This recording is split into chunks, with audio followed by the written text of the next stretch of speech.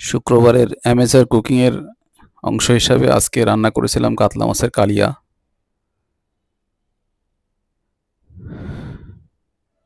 কাতলা মাছের কালিয়া রান্না করার জন্য আমি কিছু কাতলা মাছ নিয়ে নিয়েছিলাম। ম্যারিনেট করার জন্য একে একে আদা বাটা, রসুন বাটা, শুকনো মরিচ বাটা, হলুদের গুঁড়া এবং লবণ দিয়ে মাখিয়ে নেব। তেলের বোতল যদি বেশি বড় হয় একটু আঙুল সামনে দিয়ে করলে অল্প তেল পড়বে, টেকনিকটা ব্যবহার করতে পারেন। এখানে তেল বেশি পড়ার চান্স খুব কম। হালকা সরিষার তেল দিয়ে আমি মেখে একটু ম্যারিনেট করে নেব। ম্যারিনেট খুব বেশি সময় করার দরকার নাই, যেহেতু আমি মাছটা ভাজি করব, সুতরাং বেশি ম্যারিনেট করার কোনো প্রয়োজন নাই। একটা কড়াইতে সরিষার তেল নিয়ে নিলাম মাছ ভাজি করার জন্যে। মাছগুলো একে একে কড়াইতে চাপিয়ে দিলাম।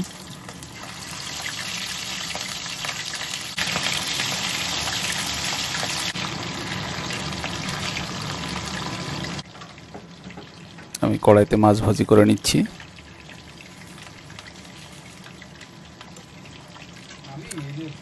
মাছগুলো হালকা লাল লাল করে ভেজে নিতে হবে, খুব বেশি ভাজা যাবে না, তাহলে পুড়ে যেতে পারে। মাছ ভাজি করার পরে ওই তেলটা সেকে নিয়ে আমি একই তেলে আবার রান্না করব। তেলের মধ্যে একে একে তেজপাতা, লবঙ্গ, দারুচিনি, একটু জয়ত্রী দিয়ে দিয়েছি। জয়ত্রী দিয়ে হালকা নেড়ে চেড়ে নিয়ে আমি এখানে কাঁচা পেঁয়াজ দিয়ে দেব, পেঁয়াজের টুকরো। পেঁয়াজ এখানে দুইভাবে ব্যবহার করা হবে, পেঁয়াজের টুকরো এবং পেঁয়াজের পেস্ট। আমি পেঁয়াজের টুকরো ভেজে নেব। পেঁয়াজের টুকরো হালকা লাল লাল হয়ে গেলে হালকা লাল লাল করে ভেজে নিতে হবে। এই যে খুব বেশি ভাজি করলে পোড়া গন্ধ চলে আসবে। ভাজি হয়ে গেলে আমি পেঁয়াজের পেস্টটা এখানে দিয়ে দেব। পেঁয়াজের পেস্টটা দিয়ে আবার কষানো শুরু করব। তেল ছেড়ে দিলে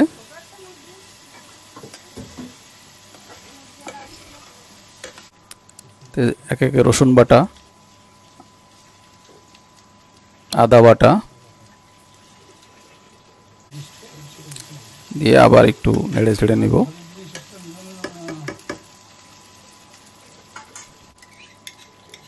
কাঁচামরিচ বাটা আবার একটু নেড়ে ছেড়ে নেব। এরপর দিলাম কাশ্মীরি লঙ্কার গুঁড়ো। কাশ্মীরি লঙ্কার গুঁড়ো দিলে রঙটা ভালো আসবে, একটু বেশিই দিতে হবে কাশ্মীরি লঙ্কার গুঁড়ো। লঙ্কার গুঁড়ো দিয়ে আবার কষাতে হবে।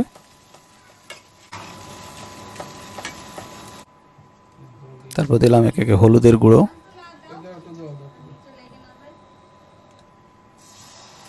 একটু পানি দিয়ে নিয়েছি কারণ তলায় লেগে গেলে পানি দিলে সমস্যা। হালকা লবণ দিয়ে নিতে হবে, স্বাদ মতো লবণ ব্যবহার করতে হবে এখানে।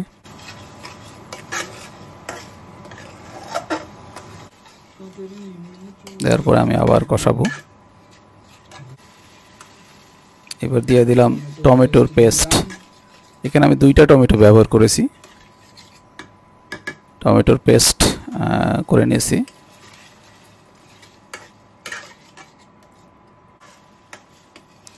টমেটো পেস্ট দেওয়ার পরে আবার যখন তেলটা ছেড়ে দিবে, কষাতে কষাতে যখন তেলটা ছেড়ে দিবে, তখন এখানে আমি টক দই দিয়ে দেব। 100 ml এর মতো টক দই দিয়ে দিতে হবে। টক দই দেওয়ার পরে আবার একটু কষাতে হবে।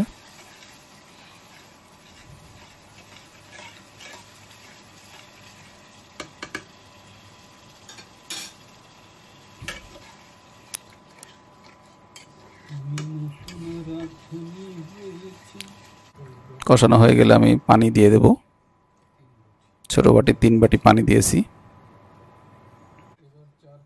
পানি দেওয়ার পরে হাই ফ্লেমে এটা ফুটতে দিতে হবে 5 থেকে 6 মিনিটের মতো।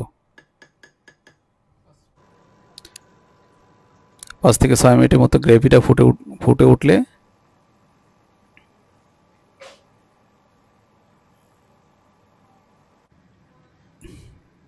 এই যে গ্রেভিটা ফুটে উঠেছে,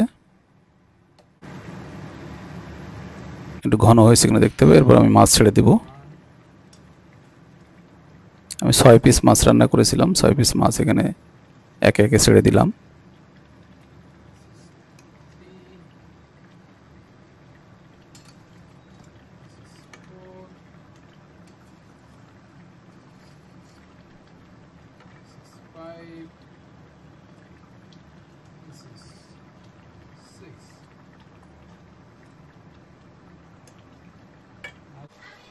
মাছগুলো দেওয়ার পরে আরও কিছুক্ষণ রান্না করতে হবে, আরও 5-7 মিনিট।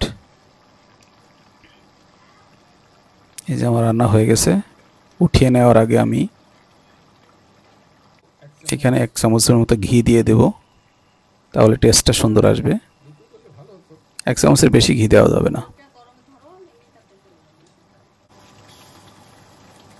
ঘি দেওয়ার পরে আর বেশিক্ষণ কড়াইতে রাখা যাবে না, হালকা নেড়ে নিয়েই নামিয়ে নিতে হবে।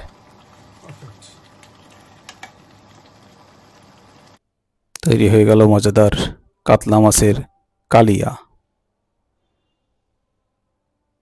দেখতেও যেমন সুন্দর হয়েছে, খেতেও খুব সুন্দর হয়েছে। গ্রেভিটা সেই অসাধারণ।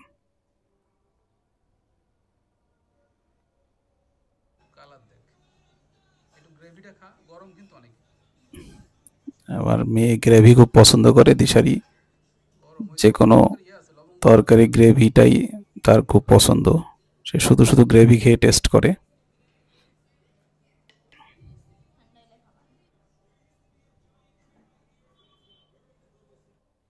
আপনারাও ছুটির দিনে এরকম অ্যামেচার কুকিং করতে পারেন।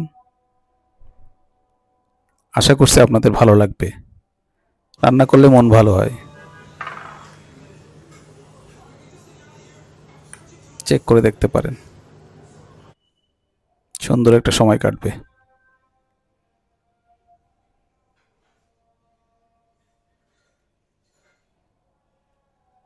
ধন্যবাদ।